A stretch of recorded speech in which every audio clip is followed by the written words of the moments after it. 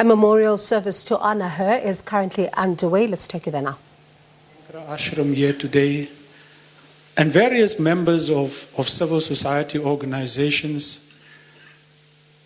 And in my mind, I think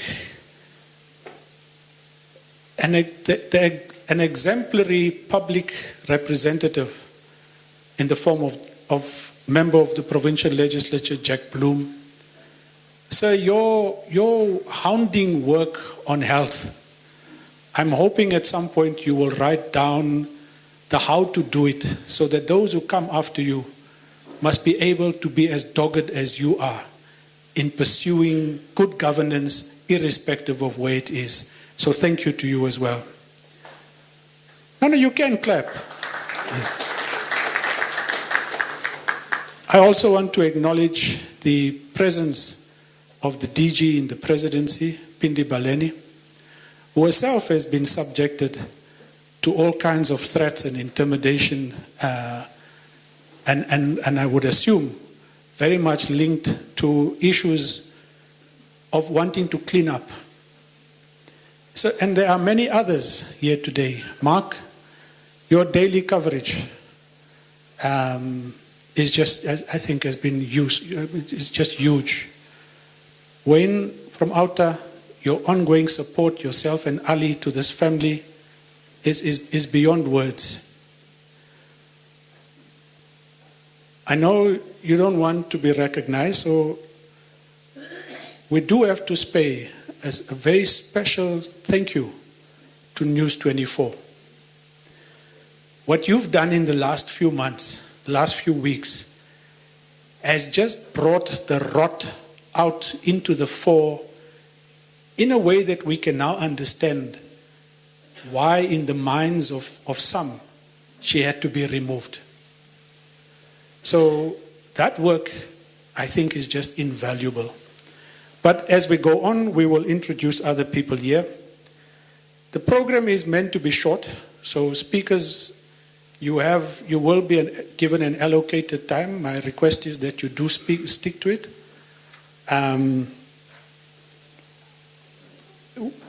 We will kick off with a welcome from Pastor Umpo Putu, the pastor of this church that has been made available to us. And I will introduce the next item thereafter. Pastor, over to you. Good evening. I just want to thank the family and of course, and also greet all the members of the society that is here, the government, the civil society organization that is here. As a church, we are also heartbroken last year to hear about Babita and all the things that happened around there. We truly condemn such practices. We don't agree with that. We don't agree with all the corruption that is happening in this country. We believe that if Jesus was here, he will be on the side of the poor and the side of those who are doing just, who are fighting for justice. So in this meeting today, I want to say to the family, we pray with you and we're with you. May the Lord bless you. To the members of society, I want to say, let's keep on fighting and let's make this South Africa a good South Africa for all of us. So with that, I just want to welcome everyone and say, let's work together and then enjoy this evening. But of course, as we enjoy, we do this celebrating the life of Babita. And thank you again. Thanks, Pastor. So Babita used to go to the Sri Adi Shankara Ashram, and the ashram will now do a dedication as well as a tribute and a prayer. I hand over to... Okay.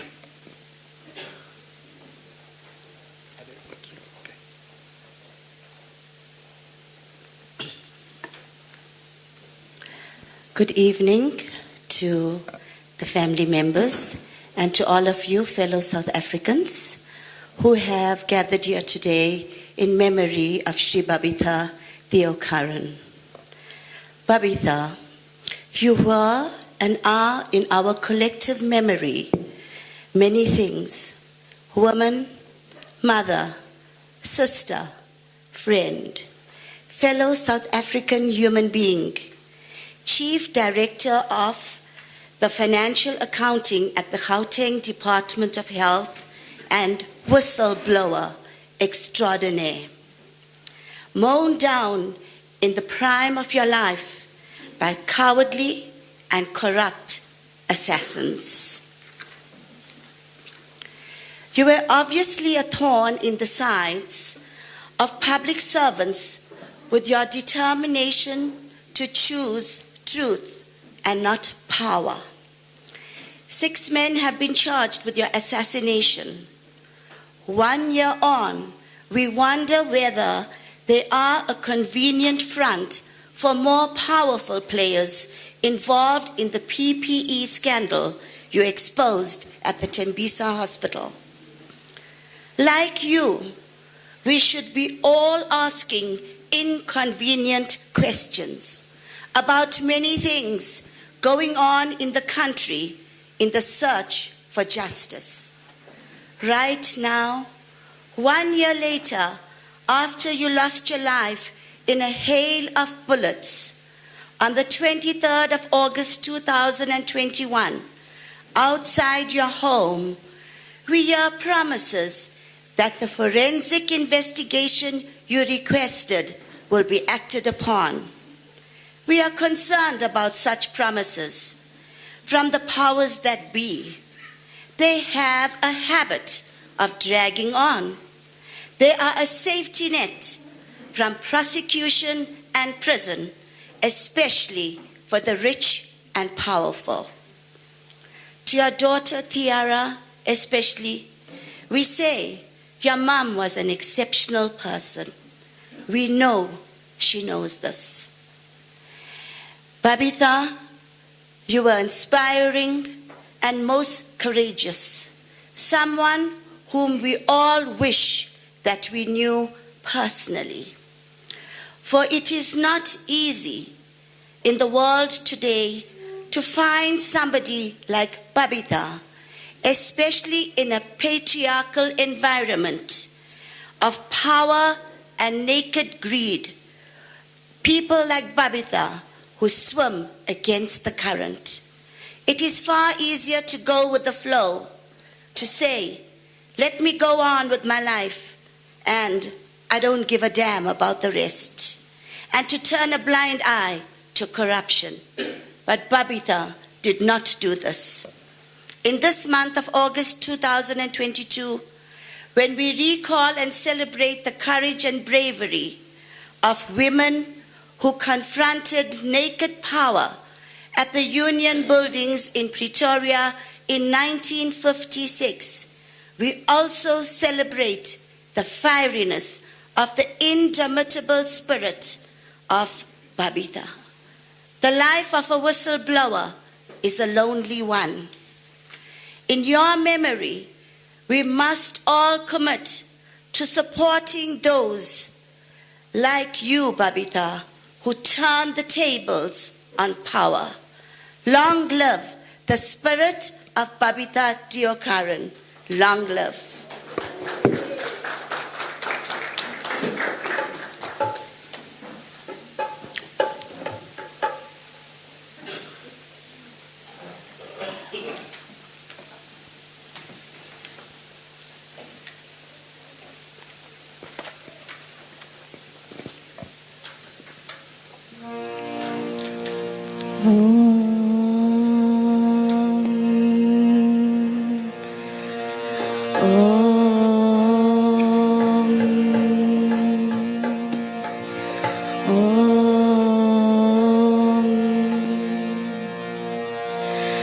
तुम विनती सुनो सबकी, कल्याण करो जग का, सदराह दिखा करके उद्धार करो दुर्गा, उद्धार करो दुर्गा।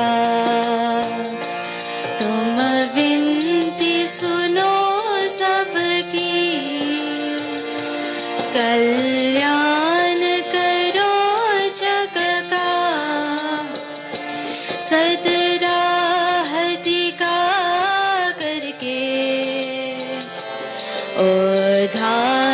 करो दुर्गा उद्धार करो दुर्गा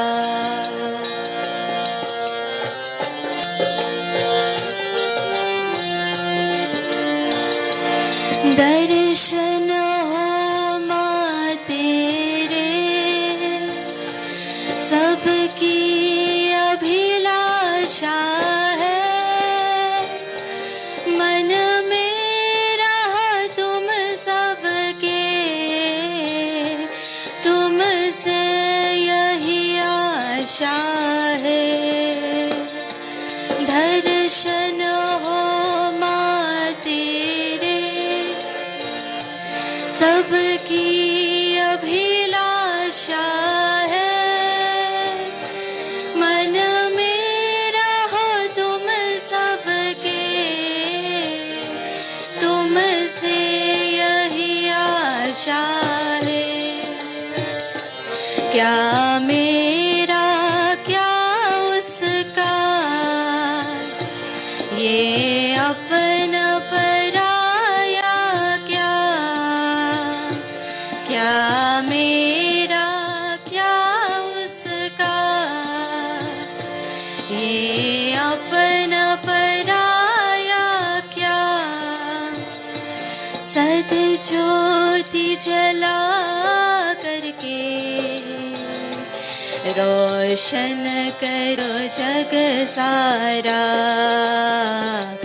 रोशन करो जग सारा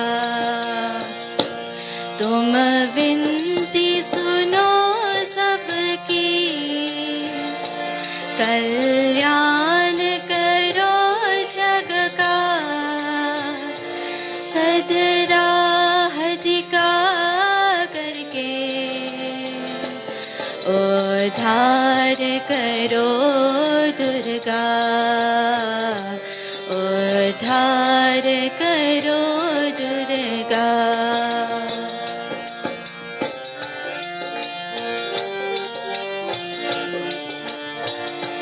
संसार तो माया है कभी धूप कभी छाया है एक दिन उसे जाना है जो भी यहाँ आया है संसार तो माया है कभी धूप कभी छाया है एक दिन उसे जाना है And that is the memorial service there marking a year since the killing of Babita Deokaran. And one of the most critical things, Francis, to even come from there is just how everybody is at pains to really try to get to the bottom of what happened here. And this is also coming through from those who are gathered there tonight. One of her spiritual leaders saying something that I think is true. Many people wanted to know her. This was a brave woman who was willing to raise a red flag when she saw it and involved not only in an SIU investigation but looking at tenders at Tembisa Hospital. And several organizations are there tonight. Defend Our Democracy Outer. This is being hosted by the Ahmed Kathrada Foundation. We'll take you back live a little bit later on.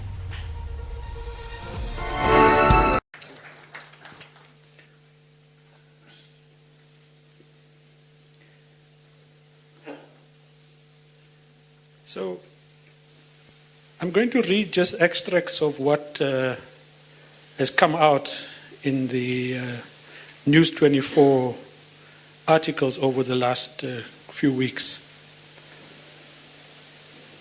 The Tembisa bosses splurged 500,000 on a shipment of skinny jeans purchased while South Africa was in the grip of the COVID-19 pandemic.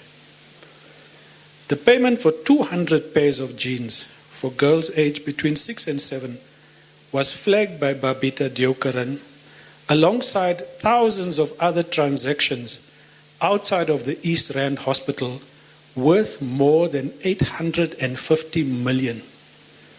she was assassinated 3 weeks later. The jeans contract was awarded to an obscure company named Inez Chest, one of 10 separate business entities controlled by a retired soccer star, Themba Shabalala, and his wife. And you can go and read the rest of it. So I'll read bits and pieces from here. But I'm going to call Charlene Ramgulam, the sister, to do a family member tribute.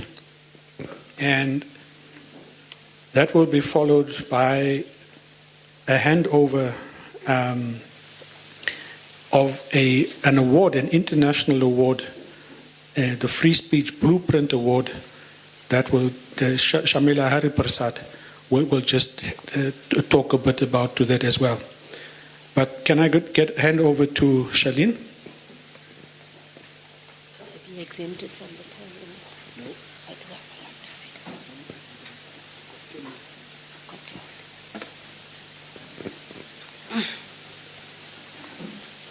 say. Warm greetings to our guests and media personnel present this evening. Thank you for affording the Deokaran family the opportunity to be represented on this platform. South Africa and the world now know what a heroic and courageous person Babita Deokaran was, and the circumstances of her untimely and unexpected demise, thanks to the sterling contribution of the media. However, that's not all that she was. This evening, I'm going to concentrate on Babita Deokaran, the person behind the name, the mother, daughter, sister, aunt, friend, and oh, so much more that she was. It is said that dynamite comes in small packages, and that is so true of her because there was so much power and strength behind this remarkable woman that made the entire world stand up and take notice. She turned out to be quite a feisty and headstrong person who shone like a beacon of light. Born in Mount Edgecombe and raised and educated in Phoenix, north of Durban, Babita was the 6th of 8 children born to a laborer and a housewife mum. As a learner, she was highly intelligent and excelled academically. Babita was the first sibling to venture out of the home and relocated to Johannesburg in 1997 as she saw the potential for personal growth in this province. Once she had settled in, the 2 youngest siblings followed in 1998, followed by my late brother in 2005. This province has been home to our 4 youngest siblings for close to 23 years. Our late mum traveled consistently over the years, sharing her time between Durban and Gauteng. Coincidentally, the 4 oldest siblings remained in Durban and the 4 youngest in Gauteng.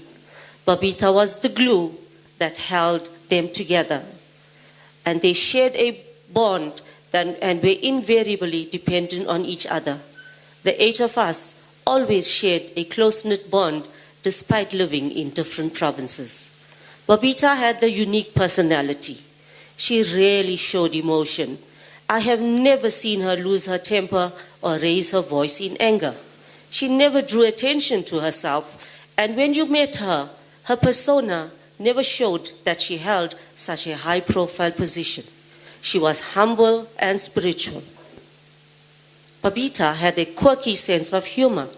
She had the ability to relate to people of any age group and could hold her own in conversation. She was very knowledgeable on a vast array of topics. Babita is the only one amongst us siblings who could not work in a crowded environment. She preferred working at her own pace, preparing in advance. At any family function, you would find Babita sitting aside, handbag on her lap or close to her, surrounded by all the nieces and nephews, deep in conversation. This is the reason why she became habitual to rising early and beating the crowds at the shops. Many people are not aware that Babita was an excellent cook as well, who loved watching cooking channels. She was very daring and would try out a variety of new recipes. In fact, on the day that she was so callously gunned down, she already had the ingredients out to bake. Her chicken and prawn biryani will always remain a firm family favorite. Babita's life revolved around her commitment to her work, her home, and her only child. They spent every minute of every day together. They were practically joined at the hip. Her mother doted on her, and Babita saw to her every need. It pains and saddens us to see our baby girl emotionally torn and without her mom at this crucial stage in her life. We see the sadness in her face and eyes. She was dealt this catastrophe at this impressionable age. Babita's legacy will live on through her, and we will envelop her in love and protection the way her mom would have. She knows that her mom is a remarkable woman. The last time the entire family spent time together was in July 2021 in Durban, after we lost our sibling on the 9th of July. Despite the unrest and looting in Durban at that time, Babita continued to work. Little did we realize that it would be the last time we would be spending valuable time with her. 6 weeks later, we were dealt this huge blow. It is heart-wrenching to lose not one, but 2 siblings. It feels like our heart has been wrenched from our bodies. It is extremely difficult and heartbreaking to get through each day. And no, we are definitely not coping. Each day is a challenge, and our fake smiles hide our pain and sadness. Special occasions are the most difficult because it becomes evident that we miss her and my brother's presence. She was always the most excited for family events. As siblings, we always thought that we were invincible. We were the envy of many for the bond that we shared, but this has taught us that we clearly are not invincible. Our lives changed on that fateful day. What do we miss about her? Her motivational messages that she would send every morning between 5:30 and 6 a.m. on the family group chat. A morning prayer, updates on the weather and traffic conditions in Durban, or just a message to say, be safe. Our Zoom sessions every Friday evening, which Babita initiated during the lockdown. Her medical advice to any medical condition that we had.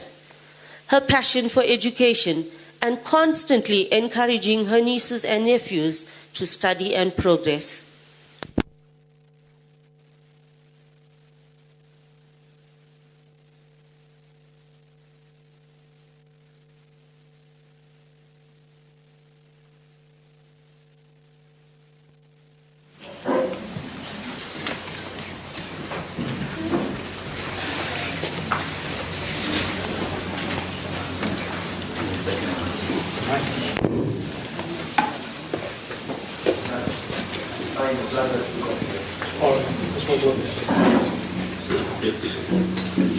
Sorry about that.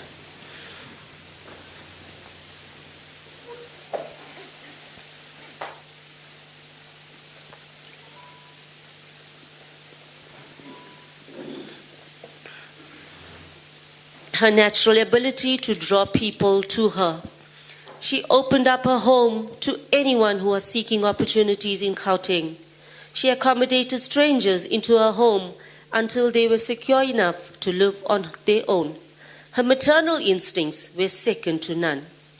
Her generosity and kind heart from car guards, newspaper vendors, and the underprivileged on the street corners who were all familiar with her. It felt absolutely surreal being in a home without her today. We could just imagine her standing in front of us with her arms folded to welcome us and a hot meal ready on the stove. She took care of our mom unconditionally. Babita drew her strength from our mum, who was the matriarch of the family, a strong and exemplary woman who was the epitome of kindness and grace. Babita took our mum's demise 5 years ago very badly. We were still recovering from our mum's passing, and then we were hit by double tragedy. Babita possessed simplicity and grace, and she lit up a room when she smiled. Babita is, was, and will always remain a firm favorite with the extended family as well, hosting them in her home. She was loved beyond measure. We will miss her passion for her handbag. She was never without it. Babita, you have left the biggest void in our lives, and nothing will ever be the same again.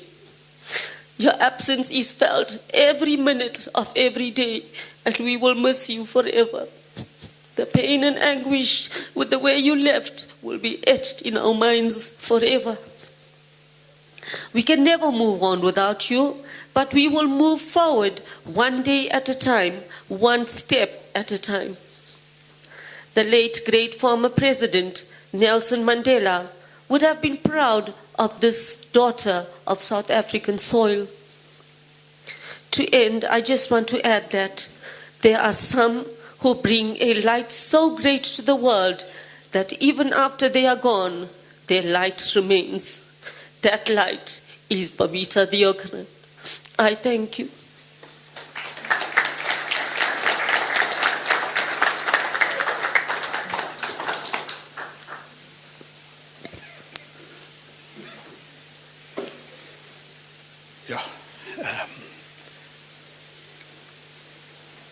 I think once more, on behalf of everybody here and those watching and listening, just accept our condolences, prayers, strength and solidarity.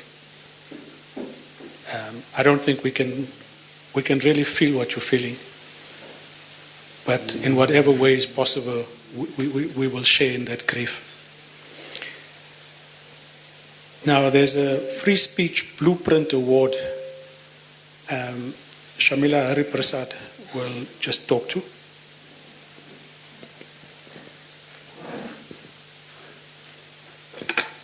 Good evening to all present here this afternoon. The Blueprint Free Speech from Greece has awarded Babita a special recognition award, and they have sent through a message as well. Her daughter Tiara will receive the award at the end. And this is what the message reads. While time passes by, let's not forget those fallen in order to prevent history from repeating itself. Today, on the anniversary of her death, we remember and honor Babita Deokaran's memory, her life, her inspiring actions, as well as her ultimate sacrifice by making certain that the message is loud and clear. Society will not tolerate such a tragic loss of life and demands answers and the implementation of current legislations as well as effective protection mechanisms in order to secure the safety of future whistleblowers in South Africa. Exactly a year ago, God chose to make Babita a martyr. Her life was cut short violently and tragically. She paid the ultimate price for following her conscience and ethics. She refused to participate in corruption and chose to become an activist against wrongdoing at her place of work. In other words, she chose to become a whistleblower. Babita did not just report corruption. She in fact exposed corruption at the highest level, collected evidence and chose to become a state witness, knowing the risks involved. We at Blueprint for Free Speech recognize the value of Babita Deokaran's public disclosure reporting and are particularly alarmed with her assassination, an assassination of a South African whistleblower.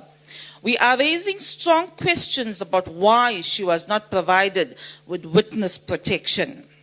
President Ramaphosa has said that the country needs to do more to ensure that whistleblowers can safely exercise their rights under the South Africa's Protected Disclosures Act. Civil society groups and legal experts in South Africa have pointed out current levels of whistleblowing protection in the law and in practice are wholly insufficient as well as not implemented. Babita Deokaran was a winner of the 2021 Blueprint for Free Speech Special Recognition Award. Although the pain and suffering to her loved ones caused by her tragic assassination is unbearable, we hope that the heroic actions and ultimate sacrifice will radically improve the South African fight against corruption, especially. All right, these speakers all paying tribute to Babita Deokaran. She has been awarded with an international award as well. And of course, it's 1 year since she was brutally gunned down. And yes, there is evidence that Babita Deokaran had asked for protection. She knew that she was in danger after gathering evidence around dodgy tenders from the Tembisa hospital. She was also involved in PPE investigations and was going to be part of an SIU investigation before she was killed. The provincial government is investigating, doing a forensic audit, but questions being asked about why action hasn't already been taken a year down the line based on the information she had gathered. The Ahmed Kathrada Foundation leading that. We'll hear from many people involved in public finance. We'll return to that a little later on.